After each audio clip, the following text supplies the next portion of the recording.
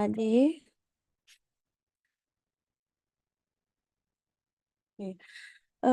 Pendahuluannya dulu. Jadi CAD itu apa? CAD itu atau coronary artery disease, disebut juga penyakit jantung koroner. Penyakit jantung koroner ini berarti penyakit ada masalah atau ada penyakit pada jantungnya. Koroner itu pembuluh darah jantung.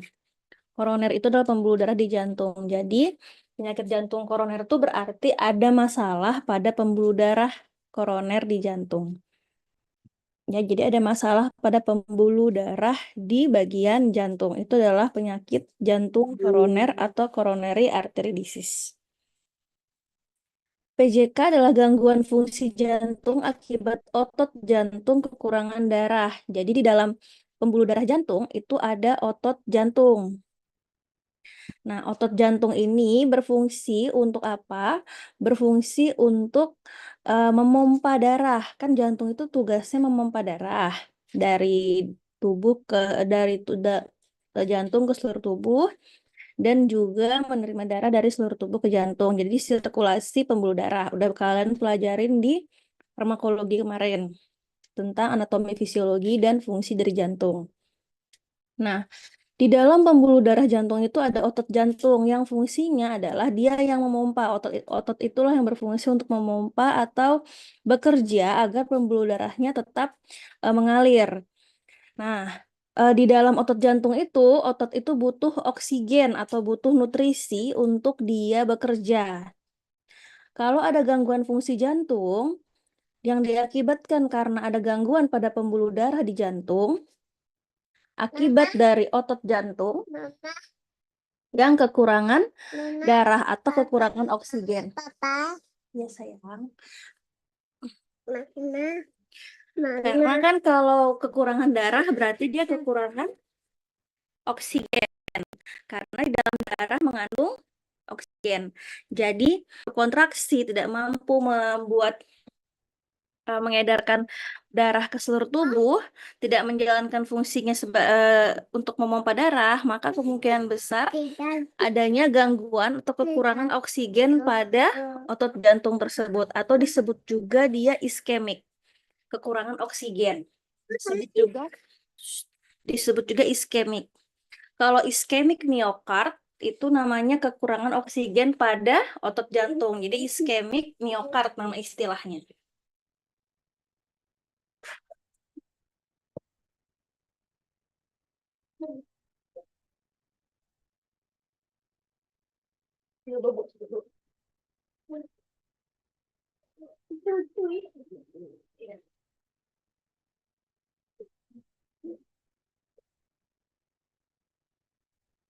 Oke. Kemudian sumbatan atau masalah pada otot jantung tersebut itu terjadi karena kan tadi kekurangan oksigen ya. Kok bisa sih darah atau pembuluh darah di jantung itu kekurangan oksigen? Kenapa? Ini kita lihat di sini di gambar ada namanya plak. Ini pembuluh darah jantung, arteri koroner, pembuluh darah jantung. Di sini ada plaknya. Nah, plak ini kok bisa ada plak gitu kan? Kok bisa ada plak di dalam pembuluh darah? Plak ini nih seperti aterosklerosis. Jadi dia itu adalah lemak-lemak jahat atau lemak-lemak yang tidak diperlukan oleh tubuh, lemak yang menempel di pembuluh darah. Kenapa lemak itu kok sampai menempel di pembuluh darah jantung? Karena tadi kelebihan lemak sehingga tidak bisa disimpan ke jaringan adiposa. Kan biasa lemak itu disimpannya di jaringan adiposa. Nah, karena pasiennya tuh udah lemaknya banyak, mungkin sudah obesitas, lemaknya banyak sehingga penyimpanannya sampai ke pembuluh darah sini. Jadi lemak-lemak itu menempel di pembuluh darah jantung. Itu alasannya. Yang kedua adalah darah itu kan mengalir ke seluruh tubuh. Darah itu kan mengandung protein, mineral, vitamin, mengandung oksigen, dan dia tuh membawa juga gula, membawa kolesterol, membawa lemak dan membawa protein. Jadi banyak yang dibawa kan di dalam darah itu kan banyak komponen yang dia bawa. Nah, saking banyaknya lemak di dalam pembuluh darahnya sehingga lemak itu kan kategorinya makromolekular ya, dia besar. Lemak-lemak itu pas masuk ke pembuluh darah arteri yang kecil ini, dia akhirnya menempel pada dinding pembuluh darah atau tersangkut di dinding pembuluh darah arteri. Semakin banyak lemaknya atau semakin jenuh darah itu dengan lemak, berarti semakin banyak kolesterol atau lemak yang menempel di dinding pembuluh darah. Yang semakin lama itu akan semakin mengeras, namanya plak, disebutlah plak karena lemak yang menempel dan mengeras di dinding pembuluh darah jantung disebutlah plak. Nama penyakitnya disebut aterosklerosis, yaitu penumpukan atau penimbunan lemak di dinding pembuluh darah jantung. Karena ada plak inilah yang menyebabkan tadi terjadi penyempitan pada pembuluh darah sehingga darah itu mengalirnya sedikit atau tidak mengalir sama sekali karena adanya plak ini. Kalau darah nggak mengalir di jantung, otomatis nggak ada oksigen di jantung, otomatis otot tidak mampu bekerja untuk memompa jantung. Makanya jika terjadi sumbatan aliran dari darah ke jantung akan terhenti dan menyebabkan nyeri dada atau serangan jantung. Kalau plaknya semakin ini kan masih ada nih darah lewat. Kalau plaknya semakin besar, semakin besar, semakin besar, semakin menyempit dan menutup pembuluh darah, maka akan terjadi penyumbatan total, oklusi total. Darah tidak akan bisa mengalir ke jantung sehingga jantungnya akan terhenti kerjanya. Jadi henti jantung. Pasiennya bisa meninggal karena tidak ada oksigen masuk ke dalam jantung. Etiologinya, penyebabnya karena adanya penyempitan. Ini ada penyempitan. Penyempitan diakibatkan karena plak tadi. Penyumbatan, kalau penyumbatan berarti dia tersumbat, oklusi, dia nggak bisa sama sekali nggak bisa lewat darahnya. Atau kelainan pembuluh arteri koroner. Ini bisa penyakit genetik, dia memang punya gangguan pada jantungnya. Atau penyakit jantung bawaan yang akan mengakibatkan gangguan pada arterinya atau pada pembuluh darahnya. Misalnya penyakit pembuluh arteri koroner itu misalnya bawaan itu mitral, katup mitral. Yang dia pas lahir, katup mitralnya harusnya tiga katup, dia cuma punya 2 katup. Tricuspidalis sama bikuspidalis. Nah, dia cuma punya bikuspidalis, dia nggak punya tricuspidalis. Sehingga apa? Sehingga aliran darah itu akan cor-coran ke jantung itu banyak. Sehingga pembuluh darah ini kerjanya akhirnya overload dan akhirnya mengakibatkan kematian sel gitu. Jadi banyak hal yang menyebabkan PJK ini. Yang paling sering, etiologi yang paling sering terjadi karena adanya penyempitan dan penyumbatan. Dia penyempitan dan penyumbatan itu yang paling sering terjadi ya. Oke, faktor resikonya ada yang tidak dapat diubah sama yang dapat diubah. Yang tidak dapat diubah itu adalah umur. Jadi pasien-pasien yang lansia itu resikonya lebih cepat atau lebih cenderung beresiko terkena penyakit jantung koroner dibanding yang muda. Kenapa? Karena faktor usia ini berpengaruh pada penurunan fungsi atau endotelial jantung. Sel-sel endotel pembuluh darah itu kan semakin dia ototnya kita semakin tua, dia akan semakin mengalami penurunan karena kerja dia yang sudah terlalu lama sehingga penurunan. Jadi penyakit jantung resiko terjadi pada lansia, tapi bukan berarti pada yang muda nggak bisa penyakit jantung. Yang muda juga bisa terkena penyakit jantung karena apa? Karena mungkin gaya hidupnya. Ya, kemudian jenis kelamin. Kalau jenis kelamin ini nggak bisa diubah. Dan jenis kelamin ini, laki-laki dan perempuan itu punya faktor resiko yang sama terkena PJK. Jadi nggak ada perbedaan di mana laki-laki lebih cenderung lebih banyak kah, perempuan lebih banyak kah. Penelitian itu banyak yang cenderung laki-laki lebih banyak. Tapi di satu sisi penelitian lain juga ada yang mengatakan perempuan lebih banyak. Sehingga akhirnya ditemukan bahwa tidak ada perbedaan antara mau dia laki-laki atau perempuan, penyakit jantung itu menyerang siapa saja ya, nggak ada masalah sama jenis kelamin. Kemudian keturunan, apabila orang tuanya mungkin punya faktor genetik, ada kelainan pada arteri koronernya, maka dia bisa mengalami faktor risiko terhadap PJK. Atau orang tuanya jantung, punya penyakit jantung, mungkin penyakit iskemik, jantung iskemik, maka resiko turunannya juga bisa terkena penyakit jantung iskemik karena faktor keturunan atau genetik. Kemudian faktor resiko yang dapat diubah. Yang dapat diubah ini ada dislipid, yaitu dislipid ini penyakit yang kelebihan kolesterol dalam darah atau penyakit yang kadar LDL-nya tinggi, trigliseridnya tinggi. Jadi dia kelebihan lemak atau lipid di dalam tubuhnya. Dislipidemia. Jadi banyak sekali kolesterol jahat atau lemak-lemak jahat seperti LDL dan trigliserida di dalam pembuluh darahnya. Itu adalah salah satu faktor resiko yang dapat diubah. Kalau dapat diubahnya bagaimana? Oh ya udah, kalau kayak misalnya dislipidemia ini disebabkan karena makanan yang terlalu tinggi kadar lemaknya. Kurangi makan makanan yang tinggi kolesterol, tinggi kadar lemak, itu dikurangin. Maka kadar kolesterol dalam darah juga akan turun. Kemudian hipertensi, ini tekanan darah yang tinggi, timbulnya hipertensi. Nah, makanya hipertensi bisa diubah dengan memperbaiki gaya hidup, termasuk dengan DM atau diabetes mellitus. Kemudian kurang aktivitas fisik, ini berpengaruh kepada aktivitas sehari-hari.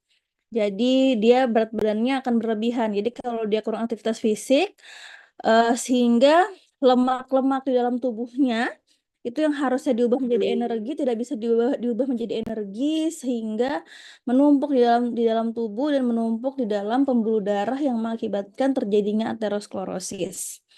Pasien-pasien obesitas itu pasti beresiko tinggi untuk terjadi PJK. Kenapa? Karena lemaknya berlebih dalam tubuh. Kadar lemaknya berlebihan. Sehingga resiko untuk menyumbat pembuluh darah di jantung itu akan semakin tinggi. Kemudian stres ini berhubungan dengan faktor hormonal, berhubungan dengan kemampuan pembuluh darah itu nitrogen oksid, jadi berhubungan sama pembuluh darah bekerja. Jadi di pembuluh darah itu kan kalau misalnya dia ingin memompa darah, dia akan mengeluarkan nitrogen oksid. Nah, kalau stres tinggi, maka nitrogen oksid itu akan semakin tinggi keluarnya, sehingga yang harusnya pembuluh darah tuh mungkin bekerjanya sebatas 10% atau 20%, tiba-tiba dia langsung overload sampai 70% pengerjaan, dia bekerjanya berlebihan. Jadi memicu payah jantung atau kegagalan jantung. Kemudian konsumsi alkohol dan merokok. Karena apa? Karena banyak senyawa-senyawa dalam alkohol dan rokok yang sangat berbahaya pada pembuluh darah. Contohnya, kalau di rokok itu ada kandungan nikotin yang ketika berikatan sama pembuluh darah, dia akan menjadi ikatan yang kompleks dan kuat, sehingga tidak mampu lagi darah itu yang harusnya mengalirnya dengan bersih, membawa oksigen, itu oksigennya sedikit karena HB, hemoglobinnya berikatan sama nitrat pada rokok, tidak berikatan pada oksigen. Jadi kurang oksigennya terbawa dalam darah. Kemudian patofisiologi, jadi patofisiologinya di sini ada kadar kolesterol tinggi atau LDL tinggi. LDL-nya lipid, kadar LDL yang tinggi. Ada yang rendah, ada yang disfungsi endotel. Disfungsi endotel ini adalah gangguan pada pembuluh darah atau dinding pembuluh darah arteri koroner. Jadi endotel itu dinding pembuluh darahnya.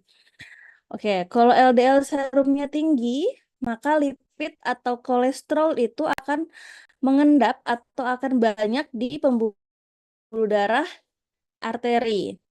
Kalau LDL serumnya rendah, maka pembersihan LDL dari dinding arteri itu ke hepar terganggu. Jadi pembersihan LDL tuh misalnya nih, di gambar nih kan ada plak-plak nih. Ada yang kuning-kuning ini kan plak. Aterosklerosis, lemak-lemak yang menempel ini. Ada peluruhan. Ada peluruhan tuh terkikis gitu loh. Jadi terkikis lemak-lemaknya, terkikis terbawa oleh darah yang mengakibatkan tersumbat di pembuluh darah yang lebih kecil. Kan pembuluh darah itu dia ada yang dari jantung ke seluruh tubuh, semakin menjauhi jantung tuh semakin kecil kan pembuluh darah itu. Makanya khawatirnya adalah plak-plak ini ketika ada LDL serumnya rendah, kolesterolnya rendah, maka plak-plak ini terruptur atau terlepas dengan sendirinya. Jadi emboli. Jadi dia tuh ada penyumbatan, akhirnya menyumbat di bagian pembuluh darah yang lebih kecil. Nah, kemudian disfungsi endotel, barrier endotel terganggu. Dinding pembuluh darahnya terganggu. Saya dinding pembuluh darah ini, dinding pembuluh darah di jantung itu terganggu. Bisa aja dia menipis kah? Bisa dia itu robek kah? Gitu. Jadi disfungsi endotel. Kemudian mengakibatkan apa? Semuanya mengakibatkan aterosklerosis sehingga terjadi deposisi lemak dan fibrosis di dalam arteri atau di dalam pembuluh darah ini terjadi deposisi. Berarti deposisi itu kayak perlekatan lemak di dalam dinding pembuluh darah. Oke, bila dia itu stabil, dia bisa stabil dan tidak stabil. Bila plak ateroma sama plak ateroma tidak stabil, kalau yang stabil itu dia akan bertahan. Dia bertahan di dinding pembuluh darah, dia akan menetap di sana dan lama-kelamaan dia menjadi tebal, tebal, tebal, makin menebal, akhirnya dia terjadi obstruksi atau terjadi sumbatan. Ya, nih jika stenosis pembuluh darah signifikan 70%, jadi hampir 70% dia menutup pembuluh darah. Nah, kalau sudah terjadi ini berarti namanya penyakitnya adalah angina stabil. Namanya iskemik miokard.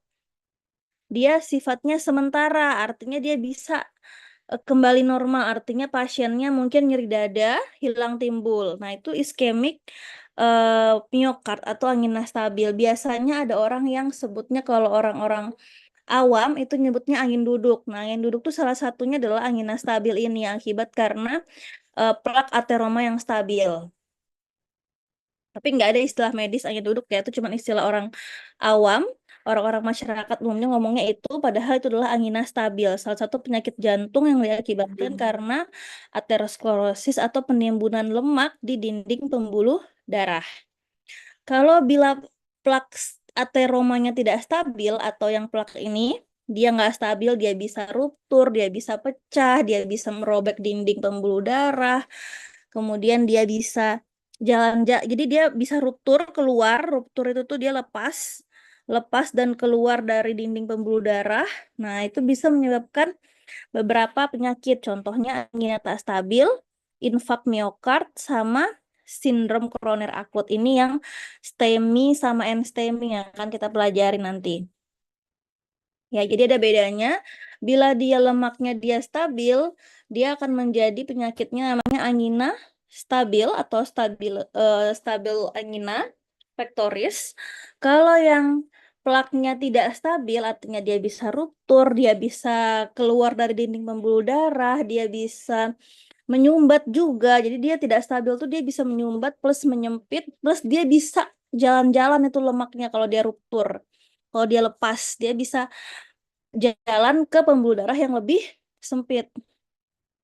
Itu bisa terjadi angina pectoris tidak stabil, terjadi infak miokard ST elevasi atau STEMI, dan infak miokard non ST elevasi atau NSTEMI. Itu ya, ini patofisnya. Jadi karena adanya timbunan dari lemak pada pembuluh darah atau dinding pembuluh darah arteri koroner. Klasifikasinya ada dua. Jadi ada dua, coronary artery disease itu ada dua klasifikasi. Yang pertama adalah sindrom koroner akut. Yang kedua adalah angina pectoris stabil atau stable angina pectoris.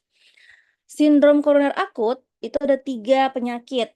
Ada NSTEMI, ada STEMI, dan angina pectoris tidak stabil atau APTS. Kalau angina pectoris stabil dia sendirian. Jadi CAD itu cuma ada dua penyakit. Yang pertama sindrom koroner akut, yang kedua angina pectoris stabil. Angina pectoris stabil itu yang bisa kembali, artinya dia sementara, nyeri dadanya sementara, penyakitnya bisa hilang timbul. Ya, itu angina pectoris stabil. Kalau yang sindrom koroner akut atau SKA, dia itu menetap.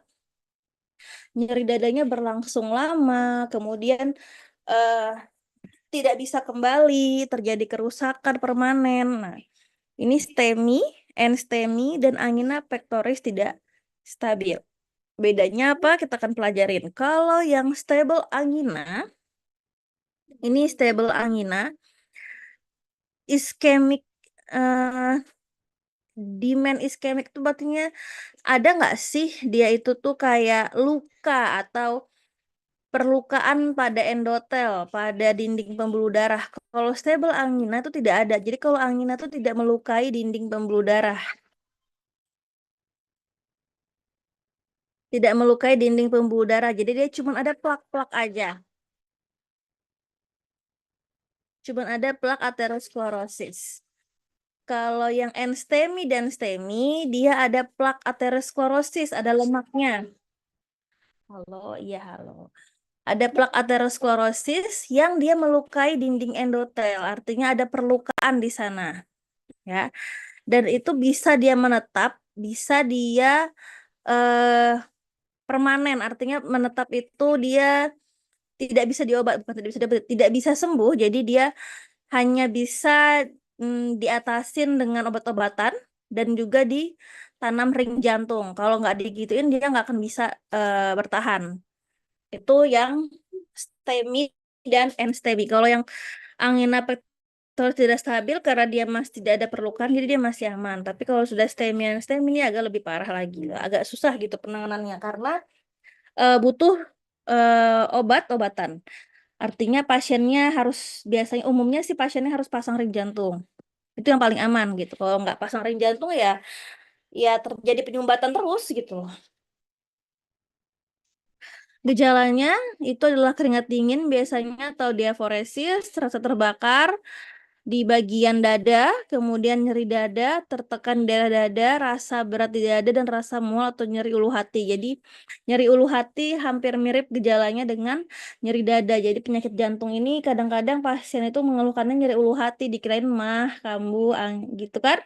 Ternyata bukan mah, ternyata pasiennya jantung. Jadi harus bisa dipisahkan antara nyeri ulu hati yang benar-benar peptic ulcer sama yang nyeri ulu hati karena nyeri dada atau karena penyakit jantung. Intinya kalau dia nyeri ulu hati dan dia rasanya seperti sesak, kemudian nyerinya itu menyebar dari lengan, punggung, ke leher, ke rahang. Nah, itu berarti nyeri dada atau nyeri ulu hati karena penyakit jantung, bukan karena peptic ulcer. Kalau peptic ulcer itu nyeri ulu hatinya cuma ada dua penyebab. Biasanya tuh dia mual muntah, terus nyeri ulu hati, keringat dingin sudah. Tapi kalau yang lain, kalau sampai dia menyebar ke lengan, ke punggung, ke leher, ke rahang, berkeringat dingin, kemudian sesak nafas, berarti udah masuk ke dalam nyeri dada akibat dari penyakit jantung. Oke, pemeriksaannya apa aja? Pemeriksaannya ada anamnesis, pemeriksaan fisik, elektrokardio. Iya sayang, bentar, tunggu mama dulu.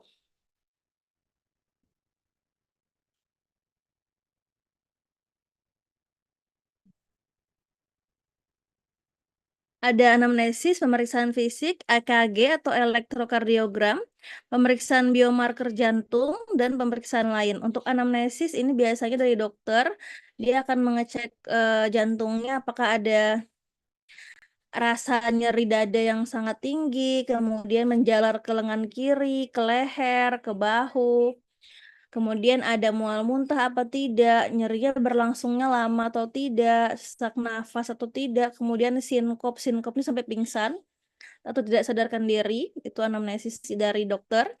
Untuk pemeriksaan fisik biasanya ada TTV, tekanan darah, nadi, respirasi, suhu itu dicek, kemudian ronki itu bunyi jantung, suara jantung. Kemudian adanya regurgitasi mitral, jadi dicek juga sama dokternya lewat pakai stetoskop ada nggak sih gangguan pada katup jantung. Lalu di ronsen ada edema paru atau tidak. Ini pemeriksaan fisik aja. Kalau EKG atau elektrokardiogram, jadi semua pasien yang mengeluhkan nyeri dada itu wajib untuk melaksanakan pemeriksaan EKG 1-2 sadapan. 1-2 sadapan ini nanti dia ada EKG itu kan dia 1 kali sadapan, satu segmen gitu, 1 interval. Nanti lanjut lagi sadapan kedua, interval yang kedua. Dilakukan paling lambat 10 menit semenjak kedatangan pasien, jadi nggak boleh sampai pasien tuh nyeri dada terus dianggurin selama sejam baru dicek EKG-nya, dia langsung dicek. Kemudian gambaran EKG yang sering terlihat itu bisa normal, bisa tidak terdeteksi atau non diagnostik, artinya butuh pemeriksaan lanjutan. Bisa LBB, left bundle branch block, bisa elevasi segmen ST atau depresi segmen ST atau tanpa inversi gelombang T. Yang paling sering keluar dari hasil EKG ya. Kena elevasi segmen ST itu gelombang S sama T-nya meningkat, depresi segmen ST itu gelombang S dan T itu menurun. Pemeriksaan biomarker jantung, ada CKMB dan troponin, itu biomarker untuk semua infak miokard. Jadi semua pasien yang CAD, coronary artery disease, semua dicek biomarker jantungnya dan EKG-nya. Untuk biomarker jantungnya ada 2, CKMB sama troponin. CKMB ini dia lebih tidak spesifik, jadi yang spesifik itu troponin. Kenapa? Karena CKMB ini waktu paruhnya singkat, dia cuma 48 jam aja dalam tubuh. Kemudian yang kedua, CKMB ini kalau pasien gangguan fungsi ginjal, CKMB-nya juga akan bisa meningkat karena dia kreatinin kan, bersihan kreatinin. Jadi dia bisa aja pada pasien gangguan fungsi ginjal CKMB-nya juga meningkat.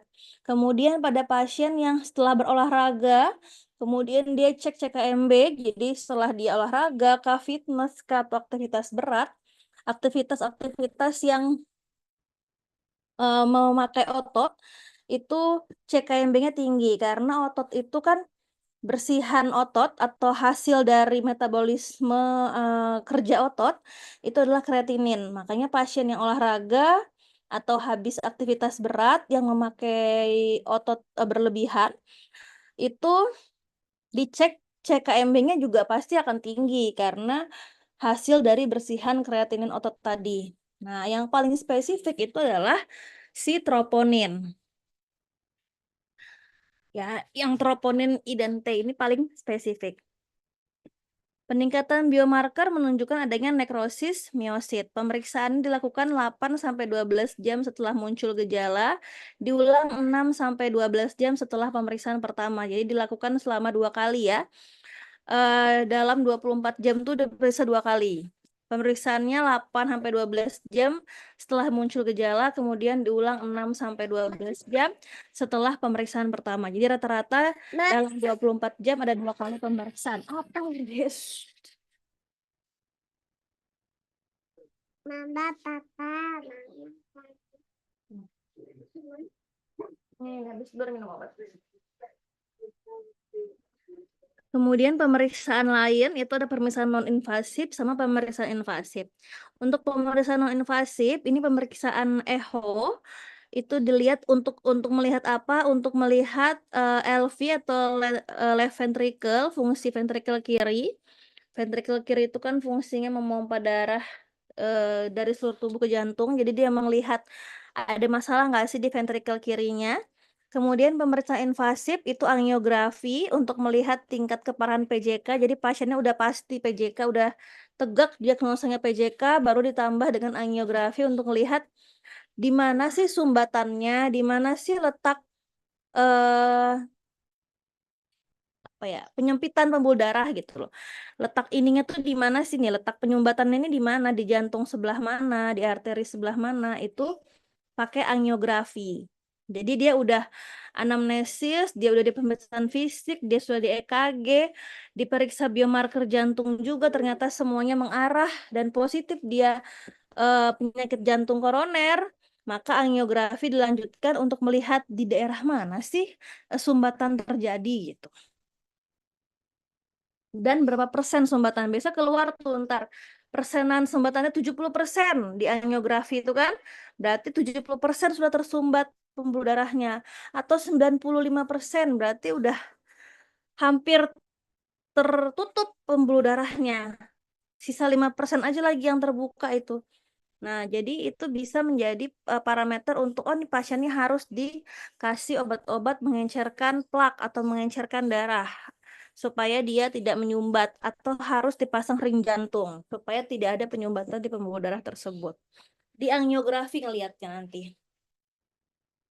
Kemudian pemeriksaan lab ini pasti dilakukan, tes darah lengkap atau tes darah rutin, gula darah, status elektrolit, koagulasi, dan tes fungsi ginjal, serta lipid dalam tubuh. Ronsen untuk melihat ada nggak sih mungkin penyebab lain atau diagnosis banding, misal pasiennya ternyata pas setelah di ronsen, oh pasiennya ternyata kardiomegali, ternyata jantungnya besar, atau ternyata jantungnya sebelah kiri lebih besar daripada sebelah kanan.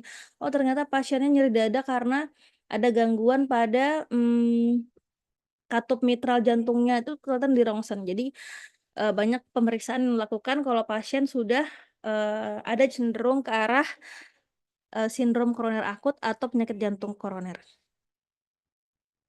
Ini bedanya tadi yang STEMI and STEMI. Oke, yang normal tuh seperti ini. Gelombang ST itu yang ini. Ini S ketemu T. Jadi ini ST. S sama T-nya dia aman. Dia di bagian normal. Artinya dia lurus aja nih. S sama T kan di sini P. Naik ke atas ini Q. Ini kan P, Q, naik ke atas R, salah. Jadi di sini awalnya P, baru ke bawah sedikit ini Q, naik ke atas R, turun ke bawah S, ke samping itu T. Ini S ketemu sama T, S sama T-nya dia lurus, berarti normal. S ketemu sama T, S ketemu sama T di bawah garis, berarti dia depresi. Berarti kalau depresi dia ST depresi, tidak ada peningkatan. Di sini ST-nya ke bawah. Ini S ketemu T, S ketemu T di bawah garis. Nih, garisnya kan di yang merah ini kan. S ketemu sama T itu di bawah garis normalnya, berarti ST depresi. ST depresi. ST elevasi itu ketika S sama T itu di atas garis normalnya, di atas garis isoelektrik, di atas garis normalnya. Nih S ketemu sama T, tapi di atas garis, berarti dia ST elevasi. Nama penyakitnya STEMI. Nama penyakitnya STEMI. Kalau dia ST depresi, S ketemu sama T tapi di bawah garis normal, itu namanya non-STEMI atau N-STEMI. T wave inversion itu artinya tidak ada kenaikan gelombang T. Gelombang T itu yang di atas ini nih. Kan tadi ini P, ini Q, jadi P itu yang di ujung elektroda, baru bawahnya Q, segmen paling atas R, segmen turun ke bawah S, kemudian T. Nah, kalau T-nya itu tidak naik, tidak turun, tapi T-nya itu inversion. Nih, T-nya inversi. S ketemu T. Habis dari ketemu S ketemu T, pas nih di normal. Aman nih, tapi T-nya ke bawah. Inversion dia, gelombangnya ke bawah. Berarti kan normalnya dia gelombangnya ke atas. Dia ke bawah, berarti T inversion. Ini nama penyakitnya non-STEMI. Jadi ada 3 kelas non-STEMI. Ada yang ST depresi di bawah garis normal, down slope dan horizontal slope. Kemudian ada T-wave inversion. Kalau yang STEMI itu yang gambar kayak gini, yang S sama T ketemu tapi di atas isoelektroda.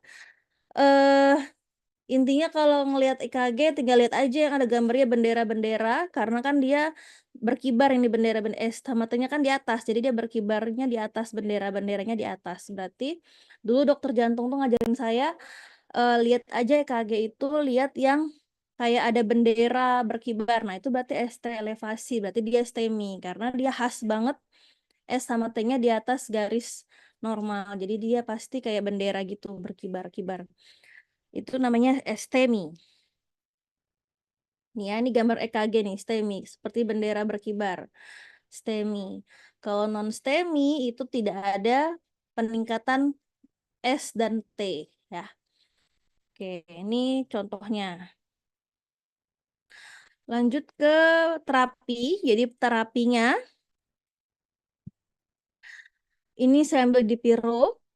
Di terapinya adalah semua pasien yang ACS atau semua pasien yang sindrom koroner akut, mau dia unstable angina, mau dia STEMI maupun non-STEMI, wajib diberikan, di sini baca, aspirin 162 sampai 320 mg dan nitrogliserin 0,3 sampai 0,4 mg sublingual every 5 menit, setiap 5 menit jika diperlukan sampai 3 kali pengulangan.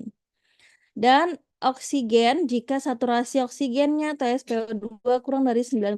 Berarti ini tata laksana first line treatment atau first line terapi pada pasien yang baik itu STEMI, NSTEMI, dan juga unstable angina.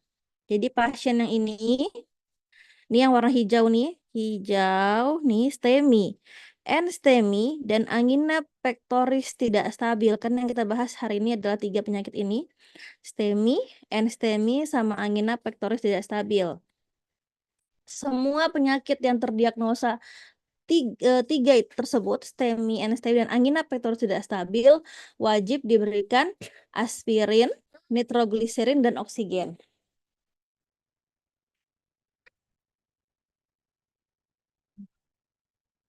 Kemudian kalau misalnya dia STEMI, nih ada STEMI, berkibar ST, ada gunung atau ada bendera yang berkibar di sini.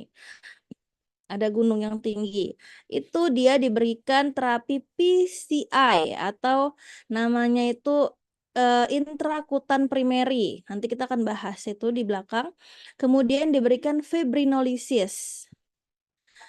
Kemudian diberikan P2Y12 inhibitor, yaitu adalah boleh prasugrel, boleh ticagrelor, boleh clopidogrel, boleh cangrelor. Di Indonesia cuman ada antiplateletnya adalah ticagrelor dan juga clopidogrel. Jadi boleh diberikan setelah dia PCI, di terapi PCI, dikasih obat fibrinolisis, dia boleh dikasih clopidogrel mau atau ticagrelor.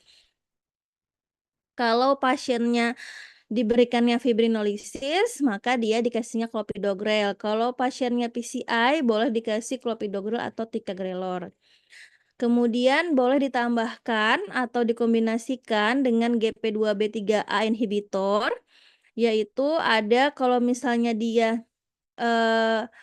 PCI, artinya dia diberikan terapi PCI, maka dia tidak perlu ditambahkan obat tersebut ini. Tapi kalau dia tidak dia fibrinolisis, dia boleh ditambahkan GP2B3A inhibitor. Ada namanya penambahan antikoagulan juga. Ada unfraction heparin sama low molecule weight heparin. Jadi ada yang heparin yang terfraksinasi sama yang low molekular. Ini wajib diberikan. Jadi kalau pasien yang STEMI, kalau dari algoritma terapi ini ya, pasien yang STEMI pertama harus diberikan PCI, primary PCI, atau fibrinolisis. Pilihannya 2, PCI atau fibrinolisis. Karena ada rumah sakit yang nggak punya PCI, nggak bisa pasang ring jantung. PCI itu yang kayak pasang ring jantung itu. Ada yang nggak bisa pasang ring jantung, nggak bisa pasang stent jantung, sehingga nggak mungkin melakukan PCI, dikasihnya fibrinolitik. Kalau dikasih fibrinolitik, maka harus diberikan yang namanya obat clopidogrel. Kemudian dia harus ditambahkan obat GP2B3A inhibitor. Dan diberikan terapi tambahan antikoagulan, yaitu heparin atau low molecular heparin. Kemudian kalau yang non-STEMI dan juga angina pectoris yang tidak stabil APTS itu ditambahkan apa aja? Consider P2Y12 inhibitor, berarti dia ditambahkan clopidogrel atau ticagrelor. Kemudian ditambahkan antikoagulan. Antikoagulannya jika dia low risk tuh dia rendah resikonya, NSTEMI-nya masih rendah kan.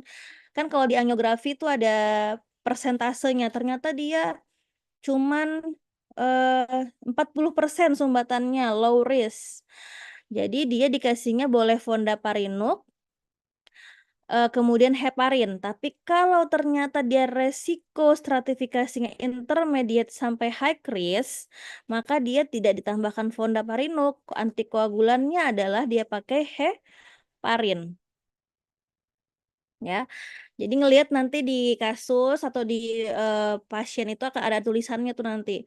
Apakah dia itu NSTEMI yang low risk atau yang intermediate sampai high risk. Lihat dari hasil angiografinya. Berapa persen sih sumbatannya? Oke, ini yang angina pectoris tidak stabil sama NSTEMI. Jadi bagaimana algoritma pelaksanaannya? Semua pasien pasti nyeri dada, ya. HSCTN ini high sensitive troponin. Kalau dia kurang dari normal, kurang dari BAN sama lebih dari BAN ini kurang dari sama lebih dari, kalau lebih dari pasti dia ada keluhan lain, tanda tata laksana invasif. Invasif itu boleh diangiografi, boleh dicek langsung echo gitu. Kalau yang kurang dari nilainya bisa dicek dulu nyerinya lebih dari 6 jam atau kurang dari 6 jam.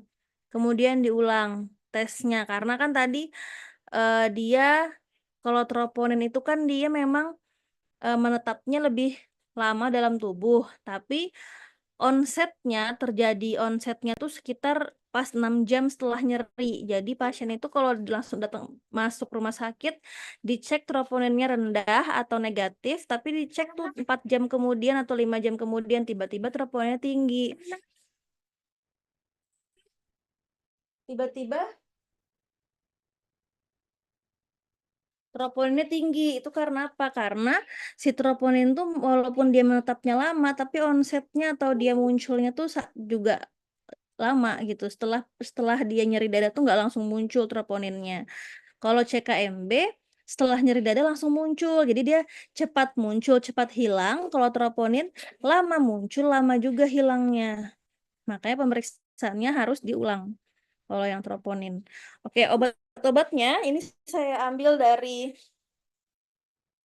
PNPK klinis ini ya, Perki dari Perki tentang pedoman tata laksana sindrom koroner akut. Ini dipakai oleh semua dokter jantung di seluruh Indonesia. Jadi semua tata laksananya pasti seperti ini.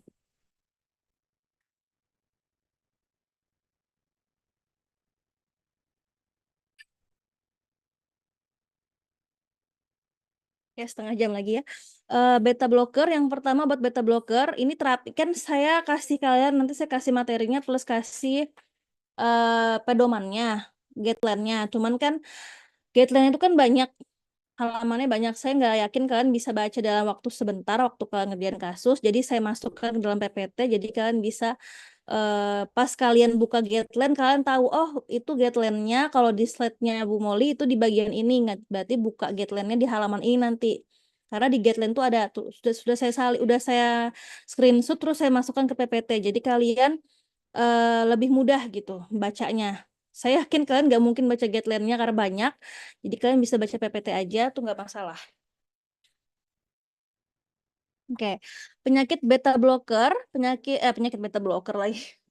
Obat beta blocker yaitu penyakit beta direkomendasikan pada semua pasien APTS. APTS itu semua pasien angina pectoris tidak stabil, semua pasien yang imanes. Imanes itu non ST elevasi. Kalau ada N-nya di depan berarti dia non STEMI.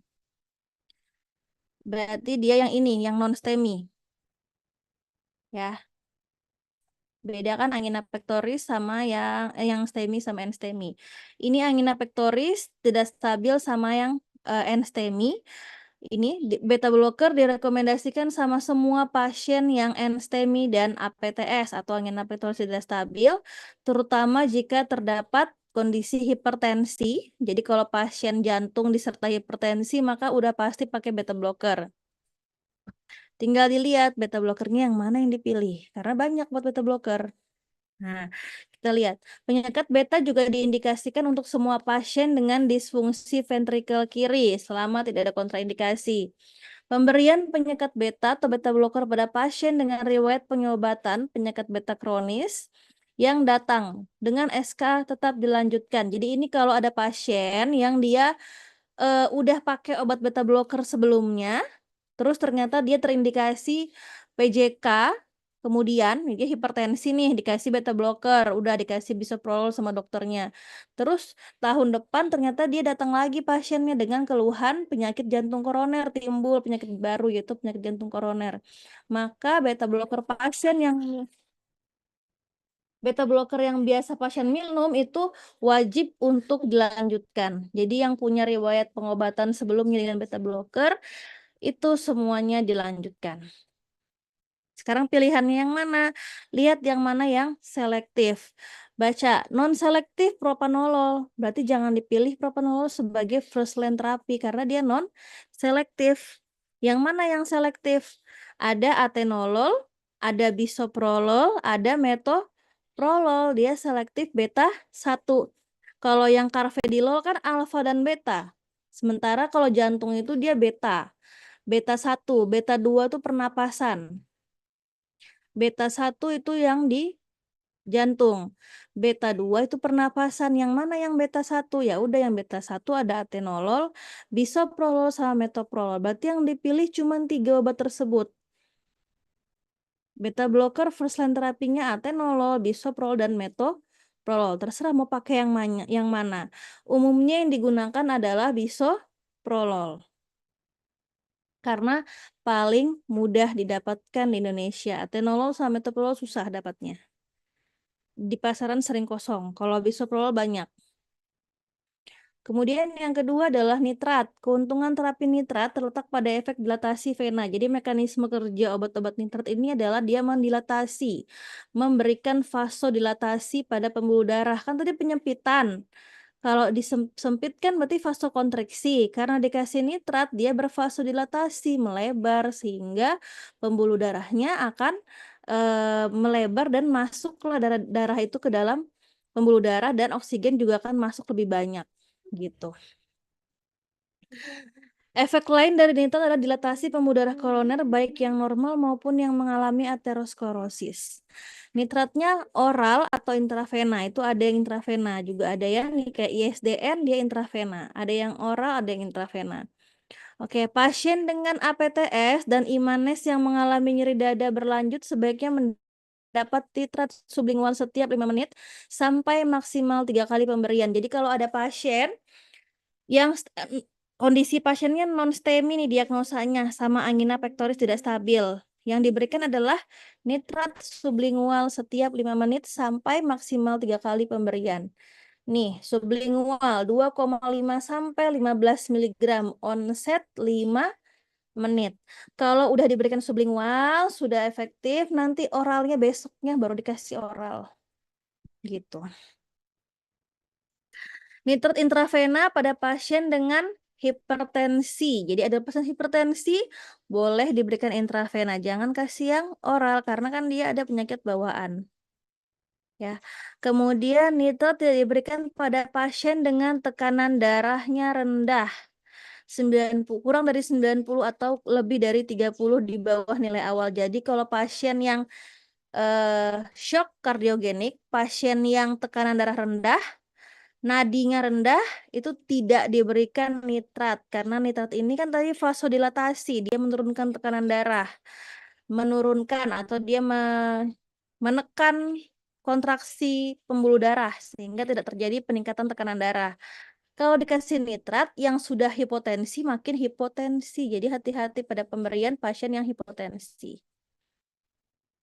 Oke, ini dosisnya ya. Ada ISDN, ada isosorbit 5 mononitrat, dan ada nitrogliserin. Yang mana yang mau dipakai? Kita lihat, ISDN kah, isosorbit mononitrat kah, atau nitrogliserin. Yang ada intravenanya ada ISDN. Berarti kalau ada pasien yang butuh intravena, oh sama nitrogliserin juga ada intravenanya. Jadi boleh diberikan ISDN intravena, boleh diberikan nitrogliserin intravena. Kalau isosorbit 5 mononitrat tidak ada intravenanya. Jadi kalau yang mau pakai intravena tadi yang buat pasien hipertensi, itu berarti antara ISDN intravena sama nitrogliserin intravena. Umumnya penggunaan paling banyak adalah ISDN, ada yang sublingual, oral, dan intravena. Mononitrat ini ada juga, tapi karena obatnya susah dicari, susah didapatkan, makanya jarang diberikan. Yang paling sering ISDN sama nitrogliserin. Tapi nitrogliserin ini tidak ada obat yang oralnya. Ada, obat sublingualnya ada, tapi ini sedikit sediaannya. Coba, ini kan cuma ada dosis 0,3, 0,6, 1,5. Range-nya tuh kecil gitu loh. Kalau yang ISDN dia sampai 15. Jadi range-nya tuh besar karena dosis obatnya tuh 5 mg satu kali pemberian. Dosisnya besar, jadi range-nya gede. Kalau ini kecil range-nya yang nitrogliserin ini. Kemudian obat antiplatelet atau disebut juga ada aspirin di sini. Aspirin harus diberikan kepada semua pasien tanpa kontraindikasi dengan dosis 150 sampai 300 dan dosis pemeliharaan 75 sampai 100. Jadi semua pasien PJK wajib dikasih antiplatelet. Ini wajib udah. Jangan sampai kalian ada kasus terus kalian nggak kasih aspirin, udah pasti salah karena dia wajib diberikan. Kemudian penghambat reseptor ADP perlu diberikan bersama aspirin sesegera mungkin dan dipertahankan selama 12 bulan. Jadi pemberiannya selama 1 tahun. Siapa sih penghambat reseptor ADP ini? Penghambat reseptor ADP ini adalah boleh ticagrelol, boleh clopidogrel. Jadi pemberian obat antiplatelet pada pasien jantung koroner itu ada 2 antiplatelet atau disebut juga DAPT. Nih, DAPT, dual antiplatelet terapi, yaitu adalah aspirin dan penghambat reseptor ADP. Aspirin wajib. Penghambat reseptor ADP juga wajib. Penghambat reseptor ADP ada 2 obat, namanya ticagrelor dan clopidogrel. Tinggal dipilih yang mana nanti yang paling bagus, yang dipakai ticagrelor atau clopidogrel. Jadi harus dual antiplatelet ya.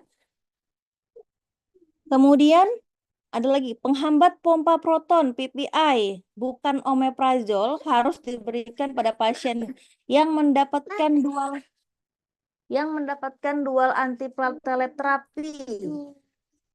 Jadi semua pasien yang dapat aspirin dengan clopidogrel atau ticagrelor itu harus dikasih entah itu lansoprazol, entah itu dikasih rabeprazol, ya karena dia harus diberikan PPI untuk mencegah resiko peptic ulcer. Kemudian penghentian ADP itu paling lama 12 bulan. Ticagrelor direkomendasikan untuk semua pasien dengan dosis loading 180. Pemberian dilakukan tanpa memandang strategi pengobatan awal. Pemberian ini juga dilakukan pada pasien yang sudah mendapatkan clopidogrel, namun clopidogrel dihentikan. Berarti pada pasien yang nggak cocok sama clopidogrel, misalnya pakai clopidogrel dia terjadi efek samping, maka boleh diganti dengan ticagrelor. Clopidogrel itu harganya lebih murah dibanding ticagrelor, makanya yang banyak digunakan di pasaran itu adalah aspirin dan clopidogrel atau CPG. Karena tercover BPJS dan harganya lebih murah. Kalau ticagrelor harganya 3 kali lipat dari harga clopidogrel, lebih mahal. Ini dosisnya sudah ada ya, tinggal dibaca dosisnya.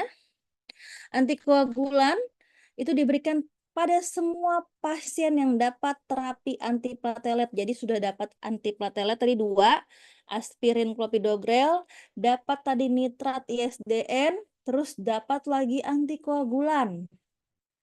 Pilih sekarang antikoagulannya yang mana. Berarti banyak nih obatnya besok kalau ujian kasus. Antikoagulannya yang mana yang dipilih? Di sini ada tulisannya ada Fondaparinux. Secara keseluruhan memiliki profil keamanan berbanding resiko yang lebih baik.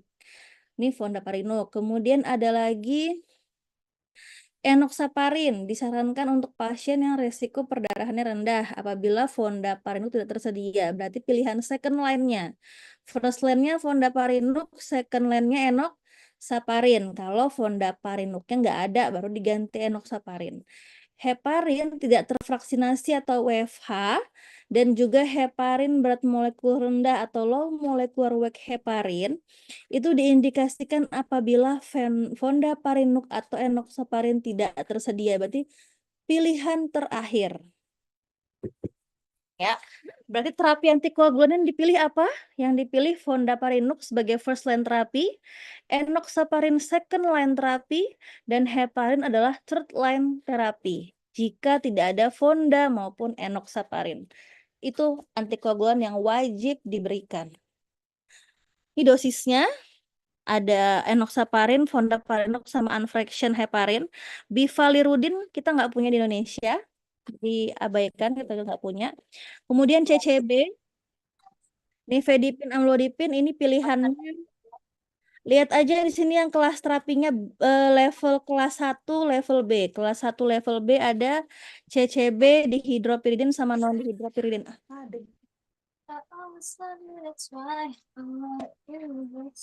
Ya, tinggal dipilih aja CCB-nya yang mana. Ada verapamil, diltiazem, nifedipin, sama amlodipin. Ya. Yang berarti yang kelas 3B, kelas 1C nggak usah dipilih. Ya. Kemudian ACI ini wajib diberikan pada pasien untuk mengurangi remodeling dan menurunkan angka kematian. Yang dipilih yang mana? Terserah, boleh captopril, boleh ramipril, lisinopril, enalapril. Dilihat pasiennya ada nggak kontraindikasi pakai captopril, ada nggak kontraindikasi pakai ramipril gitu. Tinggal dipilih. Kemudian statin. Ini wajib diberikan pada semua pasien yang mengalami PJK tanpa melihat nilai LDL. Jadi boleh rosuvastatin, boleh atorvastatin. Jadi yang wajib apa aja? Yang wajib itu adalah kalau NSTEMI sama angina pektoris tidak stabil wajib diberikan beta blocker 1, nitrat atau isosorbit nitrat 2, antiplatelet dikasihnya ada aspirin sama clopidogrel, berarti aspirin 1, clopidogrel 1, 4 sudah obatnya. Wajib diberikan antikoagulan 5 obatnya. Kemudian dikasih CCB 6 obatnya. Dikasih ACI, boleh pilih yang mana. 7 CCB dan antikoagulan. Ini antikoagulannya sama tadi yang fondaparinux. Kemudian statin. 7 obatnya untuk satu pasien PJK. Untuk satu kasus angina pektoris tidak stabil sama NSTEMI. 6-7 obat yang harus diberikan. Kemudian ini yang STEMI, kalau STEMI ini wajib itu harus ada waktu strategi golden time. Kalau kurang dari 120 menit itu harus dikasih PCI, pasang ring jantung atau stent jantung. Kalau lebih dari 120 menit dia sampai rumah sakit, nggak mempan lagi pakai ring jantung, udah nggak bisa pakai ring jantung, langsung dikasih fibrinolitik. Lihat waktunya ya, ini ada waktunya kalau yang STEMI. Oke, PCI atau yang intervensi koroner perkuten, ini yang dipasang balon jantung itu loh, balon atau ring jantung. Nah, itu namanya PCI, dipasang balon kateter atau stent atau alat-alat lainnya di jantungnya dipasang supaya melebarkan pembuluh darah. Waktunya harus kurang dari 120 menit ketika dia timbul gejala. Lebih dari itu udah nggak bisa. Ini adalah yang sebelahnya, kalau menjalani IKP, kalau dia menjalani intervensi koronari perkutan, dia harus dikasih ticagrelor atau clopidogrel. Kemudian dikasih heparin. Dan ini baca, kalau tadi yang non-STEMI, yang N-STEMI, itu pilihan terapi pertama adalah fondaparinux. Kemudian enoxaparin, kemudian heparin. Nah, kalau yang STEMI, yang STEMI, yang STEMI tanpa ada nonnya, yang STEMI itu pilihan pertamanya malah heparin, kemudian enoxaparin. Fondaparinux tidak boleh diberikan. Ya, itu membedakan antara STEMI sama non STEMI. Ini dosisnya, tinggal kalian baca dosis yang diberikan.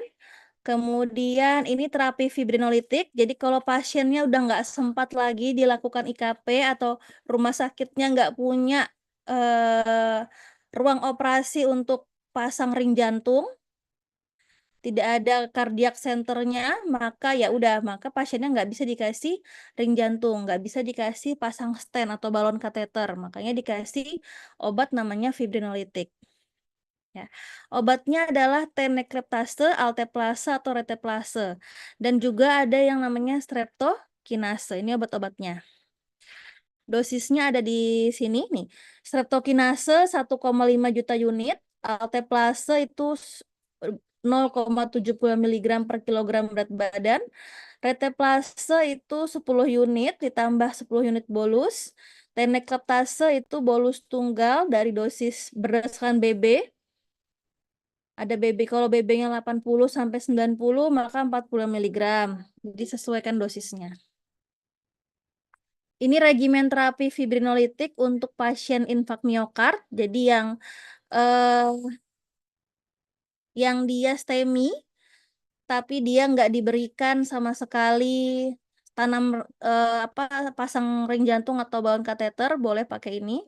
Sama aja dosisnya sama ini. Kemudian harus diberikan koterapi antikoagulan. Semua pasien yang STEMI diberikan terapi antikoagulan. Yang diberikan adalah, nih kelas 1C itu adalah UFH atau heparin. Dan juga enoxaparin. Nah, fondaparinux tadi kan dia tidak diberikan ya, fondaparinux ya. Berarti pilihannya UFH atau enoxaparin yang paling tinggi kelasnya. Kalau yang lain itu yang fondaparinux ini antikoagulan tambahan. Kelas 2C lebih rendah kelasnya. Jadi yang kita nggak pakai yang itu. Ini ya pustakanya dari AHA, Pedoman Tata Laksana SKA, Perki Dislipid, Dipiro sama P2TPM Kemenkes untuk PJK. Itu materi dari saya untuk materi CAD. Sampai sini ada pertanyaan?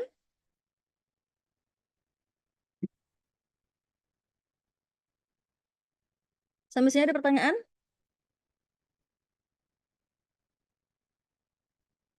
Ada pertanyaan nggak?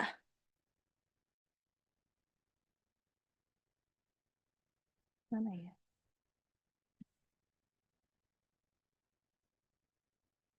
Permisi Ibu, izin bertanya Ibu. Silahkan. Kalau semisal, sebelumnya izin perkenalkan diri Bu, saya Dimas Arya Satya Rahmatullah Widodo dari kelas B.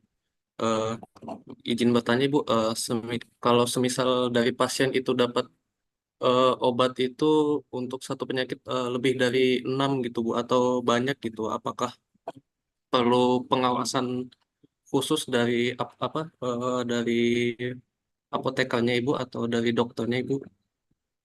Makasih Bu. Ya. Oke, jadi kalau pasien yang mendapatkan terapi lebih dari 5 atau pasien yang polifarmasi itu pasti wajib untuk dipantau terapinya. Pemantauan terapi itu wajib diberikan sehingga nanti banyak hal-hal yang harus kita pertimbangkan. Contohnya, kalau misalnya yang CAD ini, penyakit CAD, farmasi itu akan berperan pada pemberian obat-obat, contohnya nanti antiplatelet sama antikoagulan. Nih dua obat ini, antiplatelet, antikoagulan. Karena dia punya efek samping, perdarahan, bleeding. Kan mekanisme kerja obat antiplatelet kan dia mengrupturkan plak-plak aterosklerosis. Antikoagulan dia mencegah koagulasi darah sehingga resiko perdarahan akan tinggi. Nah, farmasi bertugas untuk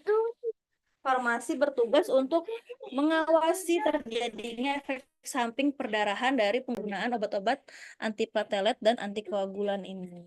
Jadi kemudian contoh lagi ACI ini punya efek samping.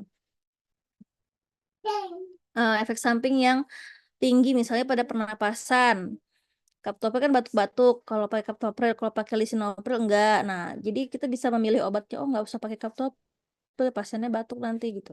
Boleh. Kemudian statin, ini diawasin sama apoteker. Kalau kelebihan overdosis penggunaan statin, efek sampingnya miopati.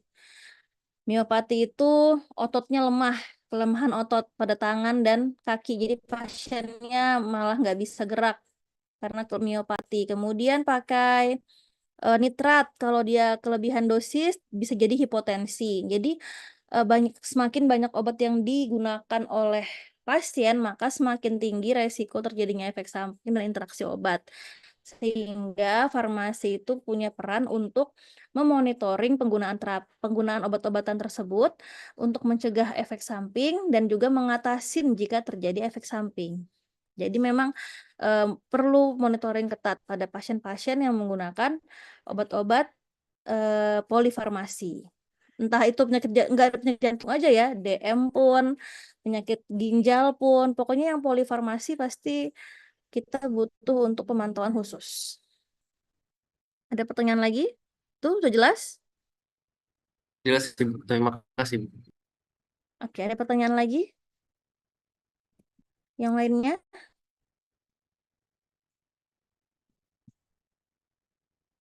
Sambil saya sampaikan ini ya, untuk tugas besok kan praktikum. Jadi praktikum saya itu ada formatnya. Saya udah buatin, ini udah kelihatan kan formatnya yang saya tampilkan? Jadi saya udah buat format laporan praktikum yang harus kalian bawa sebagai syarat masuk besok praktikum.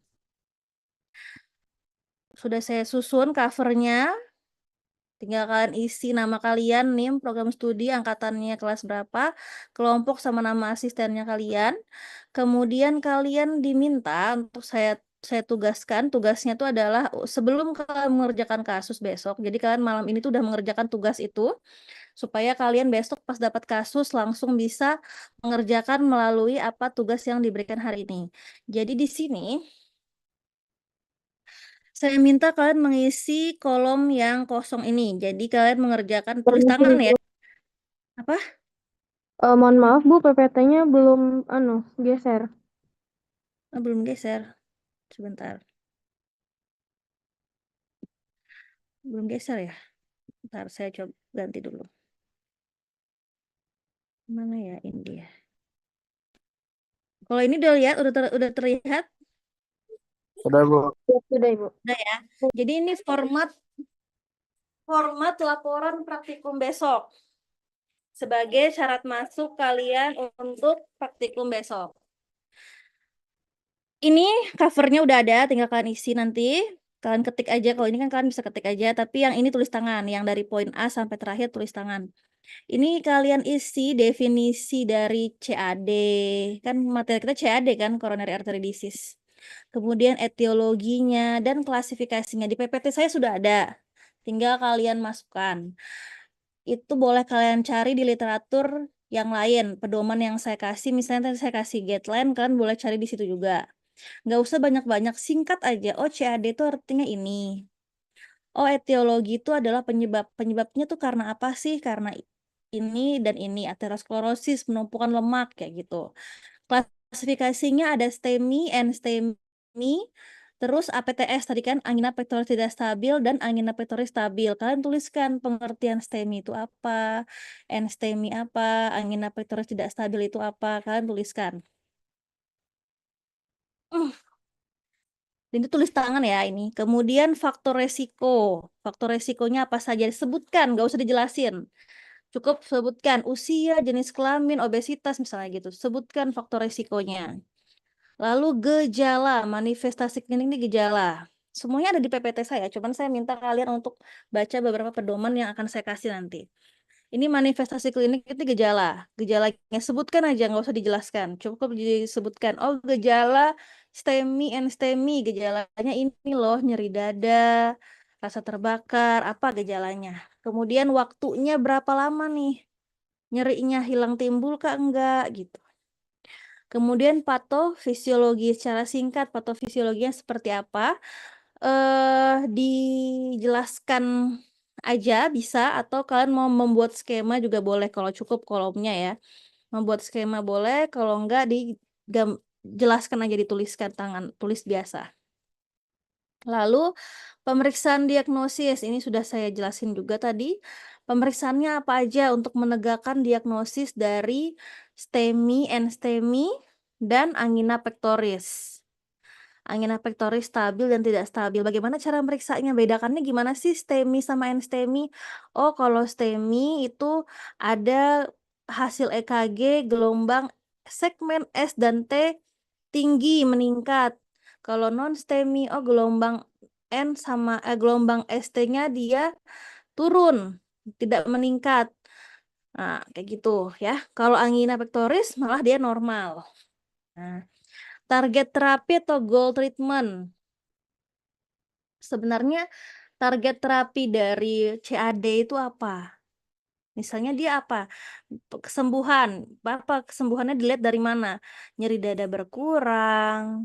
Misalnya yang tadinya NSTEMI atau gelombang ST-nya tinggi, gelombang ST-nya turun kah? Dilihat goal treatment-nya apa? Goal treatment nih ada di Dipiro. Boleh kalian ambil dari Dipiro karena di Dipiro ada. Kemudian terapi farmakologi ini yang dimaksudkan ini boleh masukin algoritma terapi. Yang tadi kayak saya masukin itu boleh algoritma terapi. Kemudian obat yang digunakan. Secara singkat aja, yang wajib diberikan tuh tadi Ibu bilang tadi itu ada golongan statin, ada antiplatelet, apa aja obatnya disebutkan. Itu adalah terapi farmakologi. Ya. Kemudian terapi non farmakologi. Terapi non farmakologi ini ada di Dipiro, tinggal kalian baca di Dipiro. Ada di Dipiro. Punya Dipiro kan kalian? Jadi kalian tinggal buka di Dipiro, terserah mau pakai edisi 11 boleh, edisi 12 boleh. Lain-lain ini boleh dikosongin karena ini nggak ada saya masukin apa-apa, jadi kosongin aja, nggak apa-apa. Ini nanti buat format di CKD nanti akan saya masukin yang lain nanti.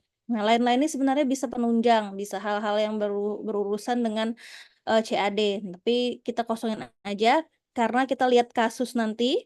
Kasusnya apa? Kalau ternyata di kasus di sini nanti ada studi kasus kan besok kasusnya saya masukin ternyata ada DM. Berarti lain-lainnya kalian bisa isi komplikasi diabetes mellitus. Semuanya secara singkat. Semuanya singkat aja, nggak usah terlalu panjang karena kan ini laporan pendahuluan aja dulu, laporan pendahuluan. Jadi buat syarat masuk besok yang diisi berarti kolomnya yang A, definisi etiologi klasifikasi karena sudah saya jelasin, faktor resiko, manifestasi klinik, patofisiologi, pemeriksaan diagnosis, kemudian target terapi, terapi farmakologi, dan terapi non farmakologi sampai H. Dari A, B, C, D, F, G, H itu kalian isi, tulis tangan. Ini saya kasih kan nanti sama kalian filenya, tinggal kalian sesuaikan formatnya. Kemudian studi kasusnya kalian kosongin, karena ini akan saya kasih besok ketika praktikum. Lalu swabnya juga dikosongin karena akan diberikan besok saat praktikum. Diskusi dan pembahasan juga akan saya berikan besok setelah praktikum. Ini yang terakhir daftar pustaka. Jadi semua yang kalian masukkan di sini dari poin A sampai poin terakhir itu semuanya ada dapusnya, ada footnote-nya. Jadi nggak asal comot Google, nggak asal comot chat GPT. Jadi semuanya harus sesuai pedoman. Kayak saya tadi kan saya ngambilnya di mana aja tadi tuh. Nah saya kasih dapusnya. Nah kalian juga seperti itu, kalian kasih dapusnya. Ya, oke. Itu yang saya minta dari kalian. Tolong kalian buat. Syaratnya pokoknya syarat masuk besok adalah poin A sampai poin H yang terapi non farmakologi itu sudah terisi. Oke, sudah terisi. Bu, algoritma terapi itu tuh algoritmanya panjang, besar, banyak, dan misalnya algoritma terapinya susah. Algoritma terapi boleh kalian tempel, jadi dari guideline itu ditempel. Yang algoritma ya, yang skema, bukan yang tulisan, yang skema. Bukan dosis, kalau dosis kalian tulis. Tapi ini yang skema, itu boleh algoritmanya. Sudah, itu aja. Ada pertanyaan sampai sini?